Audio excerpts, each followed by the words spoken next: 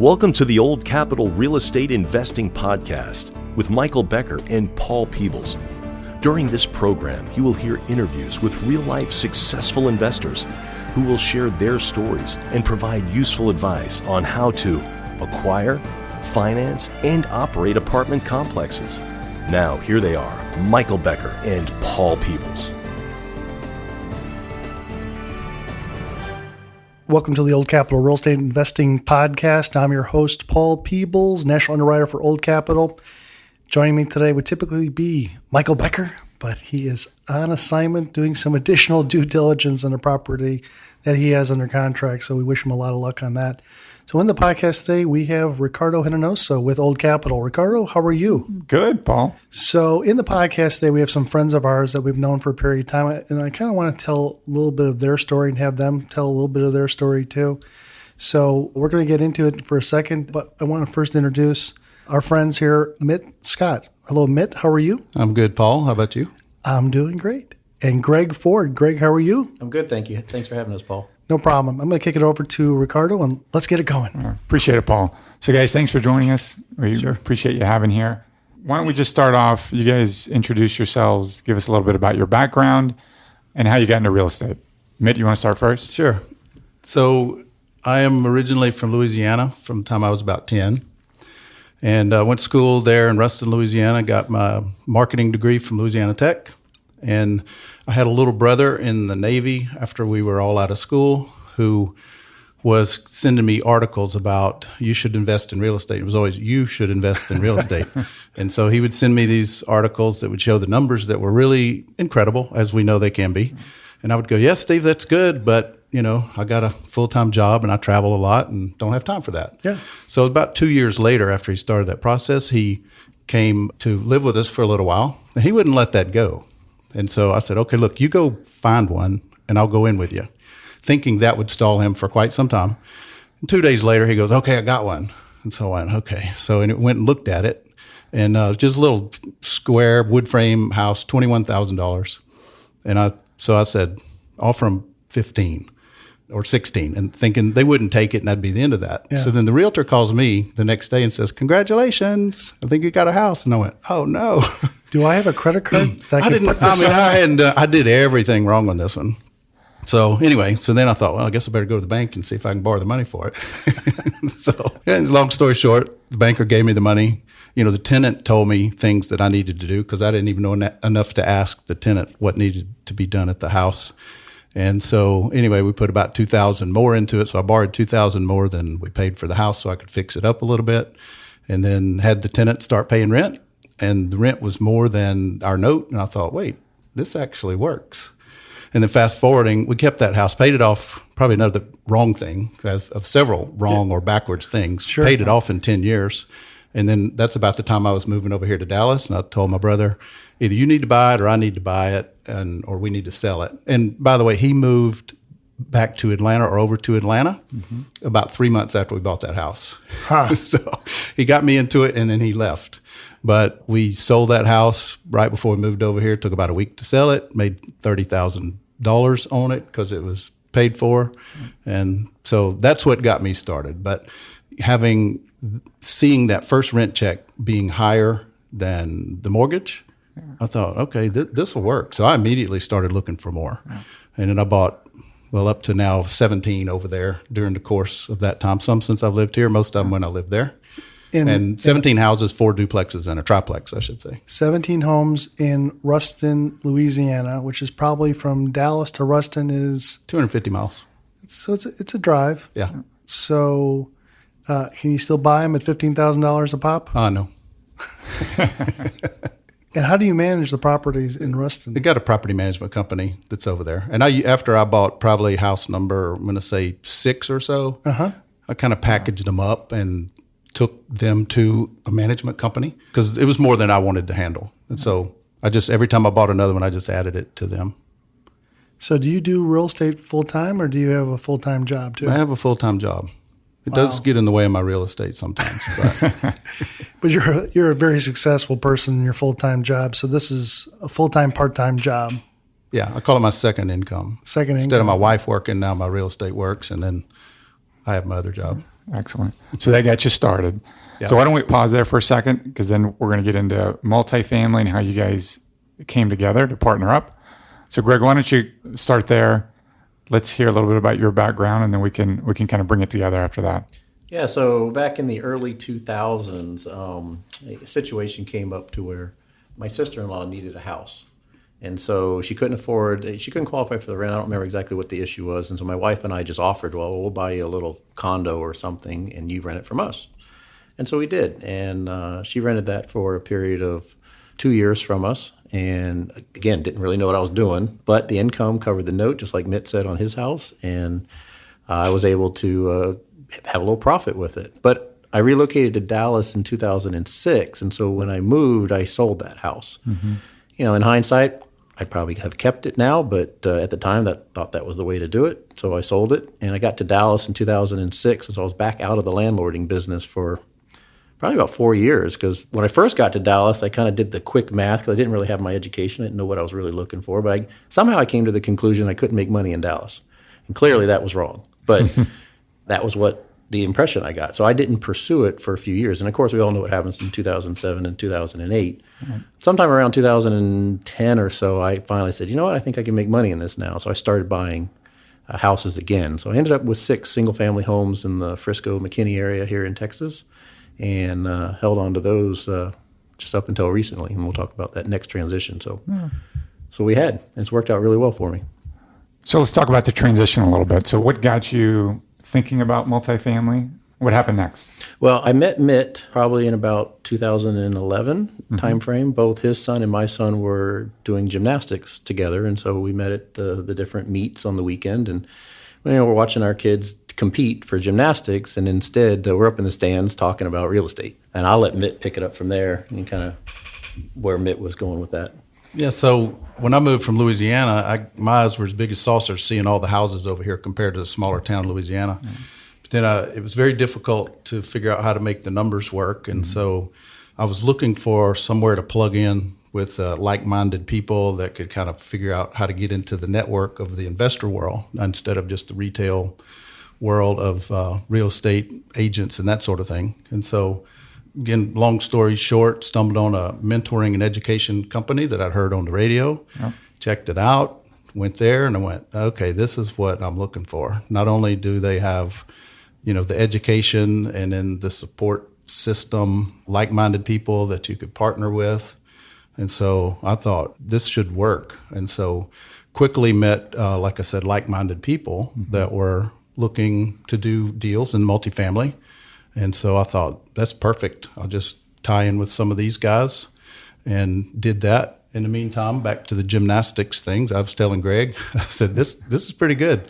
These apartments, especially in the value play world, we were turning some really good profits on those, especially from 2012, I think is when I got my first 1, 2, and 3, and all did very well. And I think Greg was hearing some of that. And so you started off as a passive investor in some of these deals. So talk a little bit about that. Okay. You within this networking group, I guess you met some individuals that were putting deals together. Mm-hmm. You invested passively. How'd that experience help you going forward? What did you learn? How'd that help you going forward? Those guys were following the path, I'll call it, for getting their education to be able to buy multifamily. Because sometimes you think that's out of your reach. But with a group, it's really not necessarily out of your reach. So, but there is a process and things you need to learn and step through. And so I watched all of those in my case, 3 different people doing 3 different deals, all following basically the same path. And so, you can hang around and see how that process goes and pick up on it and say, hey, I think I could probably do the same thing. Yeah, I like that process, being kind of a passive investor and kind of figuring out how you like to be treated and what you don't like with some of the managing members and how they manage their properties, and the thing that you're not going to do when you have gone from being, in the back of the airplane to up to being in the cockpit, and now you're the captain. And so, I think you learn something over a period of time of how you can be a good investor and learn how to be a good operator of a multifamily property. Right. So what appealed to you most about multifamily. So we've got a lot of listeners that, like yourselves, the easiest way to get into real estate is to buy a rental house. So you buy a few of those, you generate cash flow. What about multifamily made you take that leap? I think the shorter answer to that is the fact that you can create value in a multifamily acquisition that you can't really create in a house, single family house. Your house is going to be worth what your neighbors' houses are going to be, regardless of how you finish them out, or, you can't necessarily just up the rent because you put certain kind of appliances in and that sort of thing. So in the multifamily arena, the value of that business is strictly off of the income that it creates. And so you figure ways to create that value, which increases the net income, and that creates the value. And it can be, I'll call it accelerated or kind of exponential, to use the word, from where it was to where it can be. And that can even happen in a relatively short period of time. And so that was very exciting to see that actually happen. And then, it's there that you can keep repeating it. You just have to find the opportunities where you can repeat that process. So you got into some pretty sizable projects as a passive investor. Give us an example of a deal you got into, because you've taken the full turnaround on some of these deals where you came in as a passive and now you've been able to pull that money out. Right. Give us an example of one of the larger deals that you did as a passive investor. So there's several of them, so I need to think through maybe a good, clear example. But one of them was 77 unit. It was one of the first three that we got into as a partnership, and held it for 13 or 14 months and made like 136% return, as I recall. Rolled that into the next one, which was like 244 units. And that one had close to 200% return in about 2 years. And then that money got rolled out in two different deals, one of which I think is sold over 100%, seemed like 108 or 10. And then the other one hasn't sold yet, if I got my math right on that one. But then there's been others that have popped in there that have been, 100% returns in a couple of years or less. And then another investor, similar deal, and actually it's one that Greg and I own now. I was a partner in that. And that one, wow. We basically got 100% of our money after a refinance as the original partnership after 18 months. And then a couple of years after that, partnership decided to sell. Instead of refinancing again, felt like the money would be a little bit better for the partnership to sell than to refi again in that case. They were both pretty great returns. That one was the greater, and I think the partnership was ready to cash in, quite honestly. And then, I don't know if we want to get into this now, but that's what Greg and I were talking, and Greg was saying, hey, I think I've made a decision. I'm going to sell my 6 houses and I'm going to roll into an apartment deal. They said, maybe look for size of 40 units or so. Sounds like Monopoly. It is. It's like playing Monopoly. It's a little bit like Monopoly. Yeah. And I told him on the same call, I said, I got my houses in Louisiana. Maybe I should do the same thing. He goes, let's do that. And let's do it together and we'll buy a bigger place. I said, yeah, maybe we'll do that. And then within literally days, I get an email from the partnership I was just describing. And they said, think we're going to sell. And I went, wait, I thought we were going to refinance. And back to what I said a minute ago, the partnership basically as a group said, let's sell. And then I went, wait a minute. And I didn't say it right there, but I talked to Greg and I said, maybe we buy this one. Yeah. And so I went from a 1/7 partner to a 50% partner. Greg exchanged his houses and got into that deal. So let's take a step back. So you were a passive investor in this deal, and the partnership was going to sell, and you guys came in and basically acquired the asset. Right. So there was a transaction there where the two of you came in, purchased a property that you were already a passive investor in. Right. That's pretty cool. Yeah. That's pretty cool. Yep. So let's get into that a little bit. So you touched on it a little bit, but you really didn't. The ability to kind of roll money from one deal to the next. So I think your strategy was, these are heavy value add plays, the forced appreciation that you were referring to. So with every transaction, you were pulling cash out and then reinvesting it. Did you actually pull the cash out, or were these 1031 exchanges that you went through? Yeah, the first one was a pure 1031 exchange into the second deal. The second deal was something like a 60-40 split, 1031 on one part of that or the other. Then the other part was a cash out. So let's talk a little bit about a 1031 exchange. Give our listeners that aren't aware. I mean, quick and dirty, what is a 1031 exchange and how does it benefit Yep. an investor? So 1031 exchange allows you to sell an asset and roll it into a like-con asset without paying the taxes at that time. So it's a tax-deferred way to have more of your money invested into the next deal instead of cashing out, paying your tax portion right away. Yeah. Yeah, and Ricardo, so going back to my 6 single-family homes, I'd acquired them starting in 2010. So between 2010 and 2013, I picked up 6 single-family homes. And along the way in there, of course, the market, that's when we're coming out of that recession. And so the market was appreciating on the single-family homes. And somewhere in this whole time, I'd been talking to Mitt, kind of sitting on the sidelines, listening to him talk about the multifamily apartment deals and kind of how he was doing his exchanges and things like that. And I was thinking, I think that's really where I want to head. But then I didn't really know how to get from my 6 single-family homes into an apartment deal. I mean, the logistics of trying to make 6 different homes, turn into one was pretty daunting. So I decided to join the same mentoring group that Mitt had joined because I wanted some help. I really wanted to understand how to do this. And at that point is where Mitt said, after I joined, I talked to some folks, I got some education on it, and I said, all right, I've made a decision. Next summer, and this was probably January of 2016.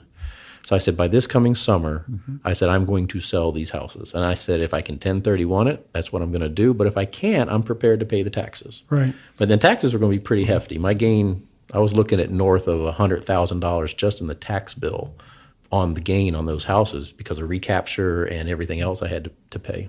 So the 1031 was really what I wanted to do. And so that's where we were talking about. I said, hey, if I can find a little 40 unit, a little 50 unit apartment complex. My budget at the time was I could probably afford about a $1.5 million apartment. Maybe this is 2016. So that's where he was talking about his houses in Louisiana. And we said, well, you know what? Why don't we combine that? Maybe we get an 80 unit, give or take, and then we could afford property management company because we both have full-time jobs. I said, this might make a little more sense than us getting 240 units where we couldn't have necessarily professional management. And sure enough, within a few weeks, his partnership decided they wanted to sell their apartment. So we said, hey, we can talk about this. Yeah. So we did. And that's kind of the... So did you sell your single family homes at one time? Because that's the trick. That is the trick. Because you got to... Because when let me tell you, so hindsight's always 20/20, right? At the time, I thought selling the homes would be the easiest thing to do because these were in a nice suburban neighborhood. They weren't very small. I mean, the average house was probably 2,000 square feet. Good school district. I thought that the selling the houses would be the easiest thing to do.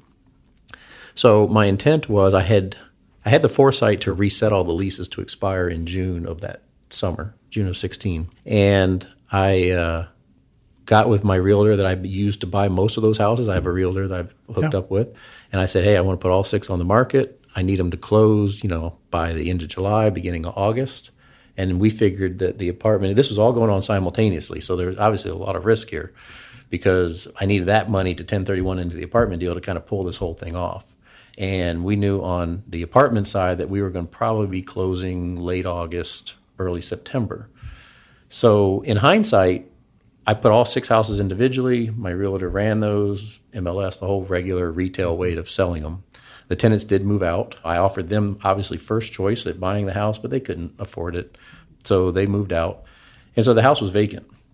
Well, they didn't sell as fast as I thought they were going to sell. And they didn't sell as fast as I thought because they're rental houses. And I was competing against people that had lived in their homes and had upgraded them. And they had nicer countertops and, things that they had done. These were just rental houses. They were stock, builder grade, everything. And so they dwelled for a little while. I even had 1 or 2 go into contract and come out of contract.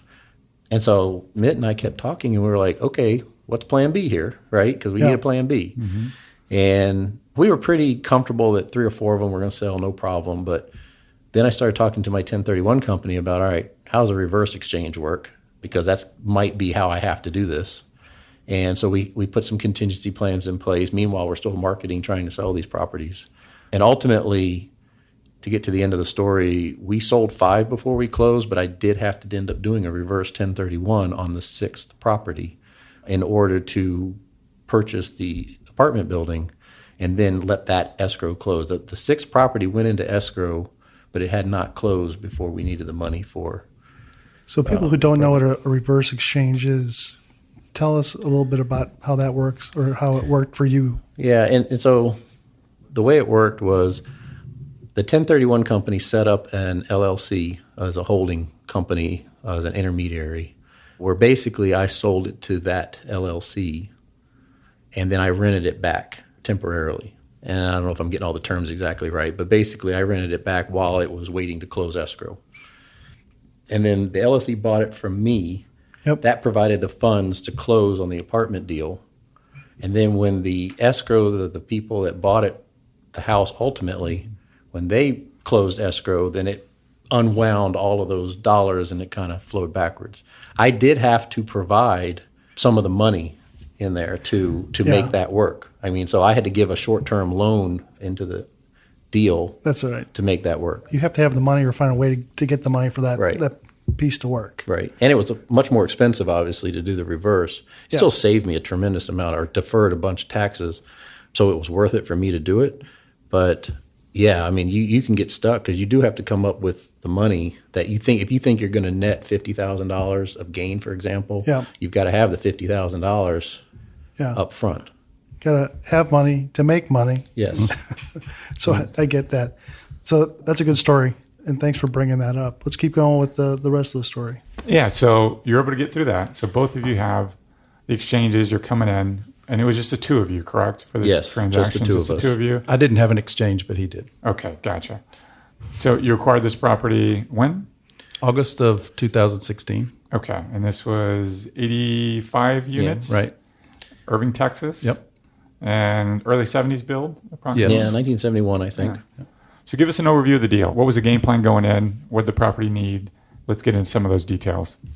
So we can maybe double team this one, but the deal was my motivation was thinking, when I cash out with a huge gain that we had, then I was going to owe taxes on it and then have to look for somewhere else. Plus, Greg and I had already talked about looking for our own deal. Yeah. And so I thought, why don't we just buy this one? So when we made that decision, it wasn't a big detailed plan of we're going to go in and change this and change that, because I'd already been a part of it for at least 4 years.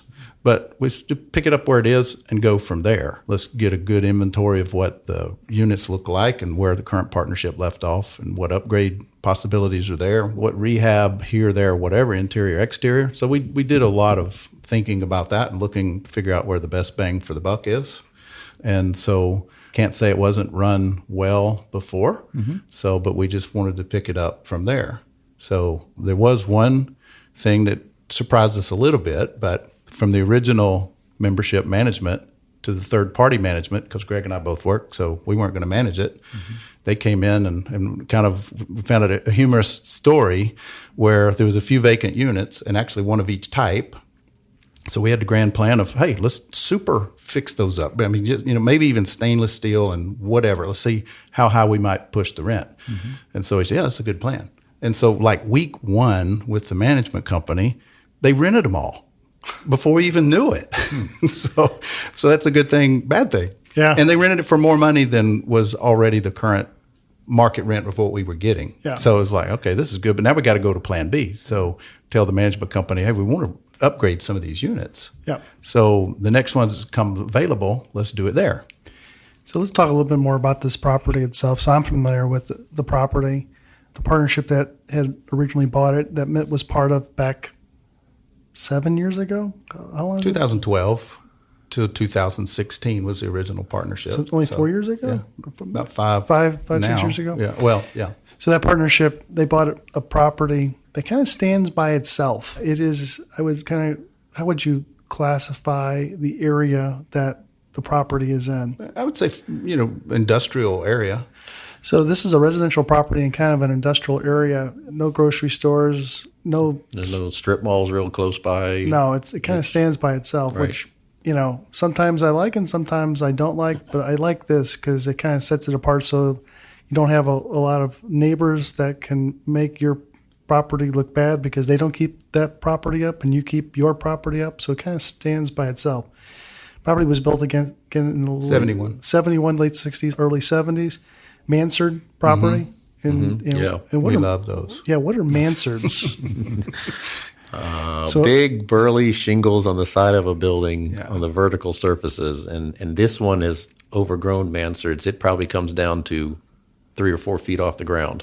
Yeah. So I mean, talk about a 2-story building. You've got just a huge face of shingles staring you in the face as you drive up to it, and it was a style in the '70s, but there's a lot of maintenance with those mansards too. We spend a lot of money maintaining shingles. Did you think about taking the mansards off and just making their boxes? Was that part of the game plan at all? Yeah, we've talked to several contractors about different options with that, and obviously taking the mansards off is a pretty big construction project. You'd have is. to rebuild the whole exterior of the building, Yep. basically, and that's probably the most expensive option out there. So then we started talking about, well, could we cover it somehow with like metal siding of some sort? And that looks like that might be good, but then it has to do with how good of the structure is underneath it to hold it. Right. Because obviously, number one, you're going to add some weight. But number two, it's a 40-year-old building. So how's that structure? Yep. And so there's some unknown in there. And until you start ripping it off, you really don't know what you're going to find. So at this point, we have not done anything with it. I think our goal is to do something with it. We're spending several $1,000s a year, I would say, in maintenance, just putting shingles back on the side that fall off. They get, the hot Texas summer, it gets hot. The tar that's in the shingles, whatever, gets loose. It pulls off and falls to the ground. And your maintenance person is constantly running up and down the ladder. So you have a third-party property management person on the property. So you bought a property large enough, Correct. that could afford to have a property management company stick a person in there. And do you have a maintenance person too? Correct. We have a full-time manager and a full-time maintenance person. And there's a pool on the property, and there's a closed care facility on the property. Yes. What other amenities are on the property? Yeah, that's really it. And I tell Mitt that our main amenity is the pool. Yeah. We've added a pergola in the last year and expanded the pool deck around that pergola. Added some wrought iron fencing around a grassy area near the pool so that there was an area to spread out from the pool. Yeah.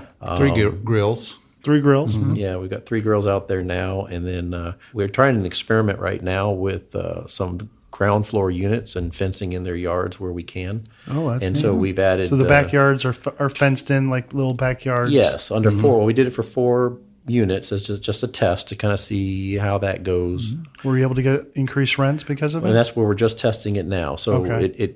the manager seems to think that she can Yeah. get $25, maybe $50 more because of that. Has a little yard. It's also it's a working class neighborhood, and so there can be a crime element in that area. It's an industrial area, so there's Yeah. not a lot of residents and not a lot of people other than us. And so by having a fenced in yard, there's more safety. At least the concept of safety with that. So. I don't know. This is very new. This is only in the last 2 months or so. We're real early into trying to see how that's going to go. Good stuff. So what else did the property need? Anything in terms of deferred maintenance? What was the rehab like on the property? We set like a $400,000 budget, and during the course of the first year, only used $150,000. Few reasons. With the original partnership, right? No, with Greg you and I. guys. Okay. Yeah, actually, it's the same number that the original partnership had. Right, Same that's what I 400,000. remember. Yeah, and so we looked at the same number again. The one thing we did was parking lot. We redid the parking lot, so that was probably item number 1. That needed to be done. Needed to be done. So then the other was to hit the interiors and do the upgrades. Yeah. There was one down unit that we fixed first. I believe that's the first one. It was kind of used as a storage room primarily for whatever reason. So we said we need to get this one fixed and rented. It became the highest rent unit that we had when we did that one. So talk about, and I'm stepping on Ricardo's talk here, but from the period of time you guys bought it a year ago to today, how have the rents done? Stayed the same, gone down, up? Rents have gone up and really sizably, and as much as $200, I think. Yeah, so I guess we'll take it back all the way to the beginning of the original partnership. So let's build a picture here. So back in 2012, the original partnership was a group of 7. Those 7 folks paid $1.2 million for the apartment, had a $400,000 capital budget on it. So they're all in for 1.6. Fast forward 4 years. In that 4 years, they did refinance. They got all of their money back, their 100% of the return of their capital after about, I'll say 24 months. 18 months. 18 months. And so for the last 2 years, They had no equity in it, and they were Cash flowing. cash flowing the property, and it was cash flowing well. They were renovating the unit pretty much through cash flow, maybe a little bit from their budget, but just keeping up with them. And they were doing a good job. They had some granite countertops and a couple they had experimented with. But by the end of that 4th year, once they made that decision to sell, some of the original units that they had rehabbed now were 4 years old. Right. And so there was some opportunity there to go back in those and refresh those up a little bit. And so when Mitt and I took over in August of 16, we bought it for $3.6 million. So there was a 200 and some % gain, give or take, on that original partnership. 250-ish, Something like that. And maybe 270. And so, our goal was coming into this, remember, was Mitt didn't want to pay capital gains on his side. So how do we pull that off? And we had obviously a lot of tax help and a lot of legal help to figure that out. And then I wanted to come in with a 1031 and kind of reset the clock and restart the whole operation with that. And ultimately what ended up happening, and just to explain the complexity of it a little bit, was the group of 7 that were selling. Part of the contract was that it was a 2-day close. So on day number 1 of the close, the existing partnership split into 2 halves. All 7 still owned 50% of each half. So on day 2 of closing, Mitt bought the remaining portion that he didn't own. Mitt was not part of the second half. So there was a group of 6 in one half, there was a group of 7 in the other half. I bought out, and I'm trying to make sure this doesn't sound too confusing, I bought out the 50% with my 1031. Mm-hmm. Mitt was a wholly owned person in the other 50% portion, and he just bought out the rest of the membership. Okay. And so that's how we came in as 50% owners in that. So we bought it for $3.6 million. And like the story he mentioned is that the management company immediately just started filling it up, just leasing it out, just go. And of course we had a little different plans with that, but we adjusted. We renovated the down unit. We thought we were pushing the rent on that down unit probably $200 over what we were currently renting 2 bedrooms for at the time. It was a 2-bedroom unit. But we put in stainless and steel appliances, and we put down actual engineered wood floors on that. It was a 2nd floor unit because it had really bad concrete subfloors. Mm-hmm. So we figured, let's just put the engineered wood floor down rather than trying to fix all that. But it helped with the idea was to really pump it up and renovate it. And while it was still being renovated, it got rented. They were like, "Oh yeah, we'll just take it."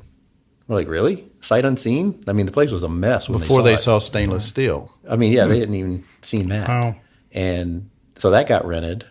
The other thing that when we first took over the property, one of the things we noticed is that they were trying to charge for parking. Mm-hmm. That was one of the things that they were doing.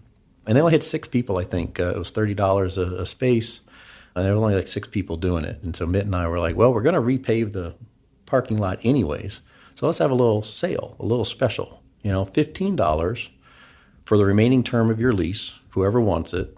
And of course, the people that were at 30, we'd let them drop down to 15 and see how many we can get and just see if there's any interest. Well, there was a lot of interest. I mean, we probably had 70 people Holy cow. sign up. So we created $1,000 of income out of pretty much nothing.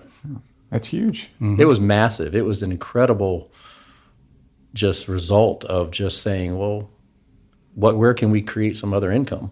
So now when you drive through the property, almost every spot is reserved. I think there's only maybe 20 spots. 4 or 5 of them have 2 spots. They're paying $15 for the first one on their special and $30 for the second one on the non-special. So talk about forced appreciation that you Yes. were referring to earlier. Exactly. Yes. So you upgrade the interiors, you get $200 a month premium. Yeah. You're now charging for parking. Yeah. You're now testing the yards, Yep. which, by the way, I've seen that quite a bit in this market. I bet it works, and I bet it works pretty nicely for you. So a huge increase in NOI over a 2-year period. Right. So let's get into the debt piece a little bit. So when you purchase the property, you did bank loan, Yes. kind of bank bridge Yeah. loan. From the bank that I have a relationship with in Louisiana. They're also here. Yeah. But that was a natural place. Is, hey, we're looking at this. They have all my houses. And they said, sure. So it was real easy. They to like do. you. They do, I guess. I don't know. I pay them a lot of money through the years too. Yeah. But relationships are important. And Absolutely. So, Absolutely. that was just hey, we're looking at this deal. What do you think? They said, sure. They did it. And it was, by apartment real estate financing standards, it was extremely easy. They just needed appraisal. And I don't even know, there was nothing else, no phase one or anything. I think we provided them the survey. So Not all banks are like that. no, they're probably not. So Most are not. yeah. Well, and so we had they gave us 1 year of interest only because we told them what our capital plan was to improve the units. They gave us a line of credit for that because the appraisal agreed with our assessment that the value of the property would go up because we gave the appraiser the same information, right? What our plans were with the property. And so the appraiser agreed with our assessment that the value of the property would go up with our capital plan. And so the bank also gave us a line of credit for that work. And it was a 1 year interest only. And so as we were coming up to the end of that 1 year period here in the last few months, we started trying to determine, do we want to hold this long term? Do we want to put long-term financing on it? And just kind of what was the game plan. And so ultimately, that's what we decided to do.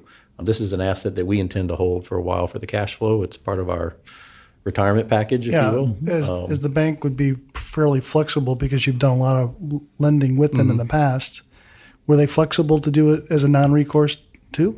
It wasn't a non-recourse. So that was a bit of a concern that's out there because this was more money than the houses that I have financed with them. That's correct. So, but it didn't feel risky. I guess for one reason, I was so familiar with the property. Number you were one. into it. Yeah. And they were saying if you need another year of interest only, you can do that. But when we started looking at the option to sell or refi, and then we talked to you guys actually, and then when we got these appraisals back, it was oh my gosh. Because we didn't expect that big of a pop. I mean, you can run the numbers, but we didn't think, the financing people would maybe see it the same. Yeah. So that set the direction of, okay, we still have the same decision, but it's like with this much, let's go ahead and keep it, refi out, and keep going. And then my bank didn't want to play in. They're not set up to play in a long term arena.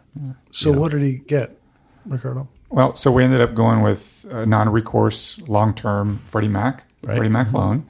And, the amazing thing about this business, as you've mentioned, right, you get the forced depreciation. It's just an NOI game. So, the net operating income that the property is generating, that's how we generate the value. So our underwriting group, we underwrote great, and we were able to get a very nice valuation. I don't know if we want to get into the numbers, but... It ended up appraising for $5.6 million. $5.6 million on the appraisal, and this is less than 2 years. It's less than a year. It was From that, 9 months. I was a part of it for a total of probably 5 years, but for Greg and I, it was under a year. So we're able to get them 80% leverage on the deal, 80% on a refinance? on a refi. Was there cash out? So 80% refinance, cash out? Correct. And Pretty we got- nice deal. Pretty good. We also got 3 years of interest only on a on a 10-year term. 10-year fixed rate, 3 years of IO, 20-year amortization? 30. no, 30 years. 30-year amortization. So from a cash flow perspective, it worked out really nice for these guys. Given that it is a long-term hold, it was by far the best option out there was to get them in that long-term debt. Wow. That's pretty good. Yeah. That was a home run. It really was. So we got all our money out plus a few 100% gain on that. And then still cash flow at, I guess you say, an infinite return right now. Not bad. Yeah. Not bad. So Let's do some more. So what's your kind of your game plan on this property? I mean, we put long-term debt. That long-term debt would be probably assumable if you wanted to sell it. So you're probably going to keep it right now, just have it as additional passive income coming in, That's the plan. and you keep it in the hands of a third-party property management. How much time do you guys spend on that property on a weekly basis? Not a lot. Yeah, Greg will weekly- go out and get the change from the laundry. Yeah, that's about that. That's about my. Every 2 weeks, I'll go out and pick up the quarters from the laundry, and then talk to the managers to say hi, see what's going on. But Yeah. so on a given week, I'm gonna say it's not even every week. And so nobody an hour. knows that you're the owner, I would think. No, That's nobody knows. good. I don't know. And a couple times, the people ask me, "Oh, are you the owner?" And I'm like, "No, I'm the management company." Yeah. So Yeah, you could be proud with your family that you own the property, but not proud to have all the tenants know you, right.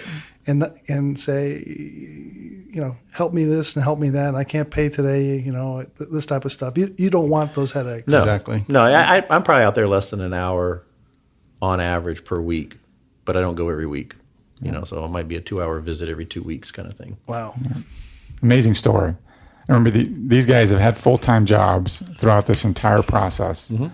You leverage the true power of real estate. You leverage property management companies to get the job done. So really neat story. So, Greg, would you do this again? Would you do this real estate stuff again, single family first, then multifamily, or would you come out of the box if you had the opportunity, if you knew something Well, you about multifamily? Well, you need some capital to start with, right? And so I guess it's going to be a personal decision on how much money do you really want to invest. Right. And if it's a smaller amount, then single family may be a good place to start. It's also if you want to really experience all the things you need to know about landlording, a property. One way is an education with a mentoring group. Another way is just to do it. Single family is usually pretty forgiving. I won't say it's perfect, obviously, but being a landlord of a single family home is not too many repairs, depending on the age of the asset. So I would do it again. If I had a do-over, at all, I would probably just have done it sooner. I mean, I languished around for 10 years thinking about it and really never acting on it. And one of the reasons listening to Mitch put a little fire under me. And then finally I made a decision that I'm not making any progress towards my end goal. My end goal was to have some passive income. And I was getting some passive income, but I wasn't getting a lot of passive income. And if I had a do-over, I would have done it sooner. I would have just got started sooner. And I'd be that much farther along the continuum of just exactly what Mitt was saying is like you get into a deal, you're in it for a few years, you make your money, you move on to the next deal. And it just kind of keeps, at some point the snowball gains mass. Yeah. And, we're all at different points on our timelines. And Are you thinking about doing it again? Is there anything out there that you're looking to do? Sure. yeah, Yep. So obviously we have the cash out proceeds now. We're looking at offers of what options are out there. It's a competitive market. I think everybody knows that. So it's finding the right deal. Don't overpay for something. Find something that has good concrete bones to the structure of the building, and it can be a good asset to hold. I think I would hold it again, though. I think our intent would be to hold it long term and generate the cash flow. Are you finding out that once you have a chip at the table, like you guys own an apartment building, do you think it's easier to get deal number two? Is it Yes. infinitely Yeah, more easy to get it deal definitely number two? is. The brokers that we've met all along the way have definitely helped. Getting on their mailing list is a little. We're already on their mailing list, but now we get sometimes a direct email from them. Right. When you do a deal, they find you fast. I'm not quite sure how, but they find you fast. And phone calls come in, and you're on a mailing list. Here's a property. It could be anywhere in the U.S. I'm seeing them all over the place now. Yeah. And so then, hey, you want to go for coffee or lunch? Yeah. Which I love that because, that's where the deals are happening, and those are the guys that are making it happen. So it's fun to network with them. Yeah, I'm a big believer that you do your first deal, you become infinitely more important in the broker community. Yeah. And it'll help you get deal number 2 and 3 and 4. Yeah. I'll add to that too. One thing is when I did my first passive deal, I told the lead at the time, I said, I really want to be involved because I want to learn. I want to just shadow you as you go through the process of the whole purchase process and then taking over and then running it. And that lead was, he said yes. He said, come on along. And so he would call me up, say, hey, we're going to do this on this day. You want to tag along? And be like, oh yeah, let's go. That's a great lead. That actually shares that information Right. with you, includes you in hopefully some of the decisions, Right. looks for your opinion, and you can learn quite a bit. So in my airplane analogy that everybody knows, if you've moved from the back of the airplane to the cockpit and sitting as the first officer or the co-pilot. You're not the pilot, but you're learning and you're picking up a tremendous amount of knowledge. So I'm a big believer in being a passive and learning just similar to what Mitt had done in the past. Right. It was very valuable and it's paid dividends, and I'm very grateful. So on this next deal that you're looking for, you're out in the market, you're shopping. Is this something you guys are going to do just the two of you? Or are you looking to maybe syndicate the deal Yeah, with it's other a potential. Both aspects have a positive side to it. When there's just two of us, we can make one text or one phone call, Yep. make a decision, go forward with it. But it's always fun, too, to bring others along. So we're not opposed to that. So it just depends on how that deal shakes out. If it's a good deal that he and I can do, maybe we do that. Otherwise, we bring some others on. And I was going to talk about the partnership here a little bit too, because the partnership really has paid dividends for us. I mean, again, we both have full-time jobs. So we can't always be 100% focused because we have other commitments. So the tag teams worked really good for us. I mean, like Mitt's going to be out of town next week, and I'm going to be out of town the week after that. And so if anything comes up, Mitt's got it. I think we have built over the years a trust between us that, Sure. If something needs to be dealt with, and I'm trying to think of an example, but, just even talking with the contractors, if we're looking to install those fences we were doing, make a decision, just put it here, and then he'll text me, hey, this is what we're going to do. No issue, right? And so we've been able to tag team that, and that's been fantastic. That's great. If somebody wanted to reach out to you and just start a conversation, what's the best way for somebody to get to know you? So we've got an email address that's out there. It's Mitt and Greg, so MITANDGREG @gmail.com. Oh, that's clever. Yeah, you think that? Very unique, huh? And that'll track us down, and then we'd be happy to talk to anybody with any questions. That's great. I think that Mitt and Greg are good examples of teammates coming together, high level of trust. You have his back and he has yours in this type of a relationship. That's probably been the theme in 2007, teamwork. These commercial transactions are not done in silos, that one individual can't buy these deals typically all by themselves. They need teammates. They need help. They need an attorney.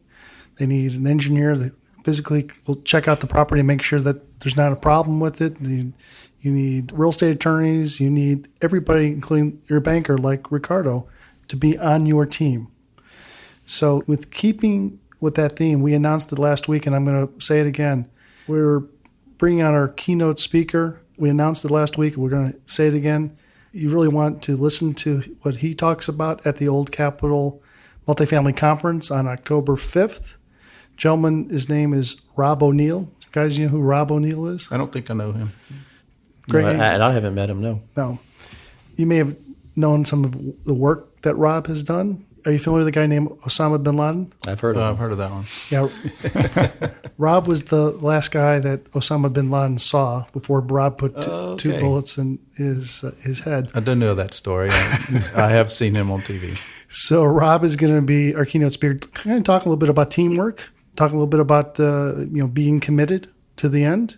They don't find themselves in those situations by themselves. They work with teammates that have their back. And he was on not only the Osama bin Laden piece, but he was on Captain Phillips with the Somali pirates. Mm-hmm.